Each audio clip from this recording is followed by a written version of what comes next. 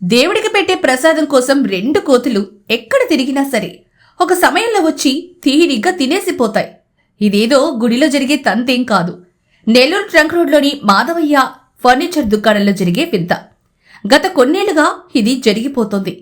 ఉదయం పూజ చేసి దేవుడి పటాల ముందు పెట్టిన అరటిపళ్ళు, ఇతర పళ్ళు, ఫలహారాలను ఈ 2 కోతులు మధ్యాహ్నం 1 గంట నుంచి 4 గంటల్లోపు ఆ 2 కోతులొచ్చి దేని వాటా అది తినేసి వెళ్ళిపోతాయి. వాటి కోసమే ఆ ప్రసాదాలను దుకాణం యజమానులు దేవుడి ముందు పెడతారు. నిత్యం కస్టమర్లతో రద్దీగా ఉండే ఆ దుకాణంలో ఆ 2 కోతులు రద్దీ లేని సమయాన్ని ఎంచుకొని రావడం కూడా విశేషమే. దేవుడి పటాల ముందు ప్రసాదం కోసం వచ్చే ఆ కోతులు చాలా తీరిగ్గా ప్రసాదాన్ని ఆరగించి తమ పనేదో తాము పూర్తి చేసుకున్నట్లు బుద్ధిగా వెళ్ళిపోతాయి.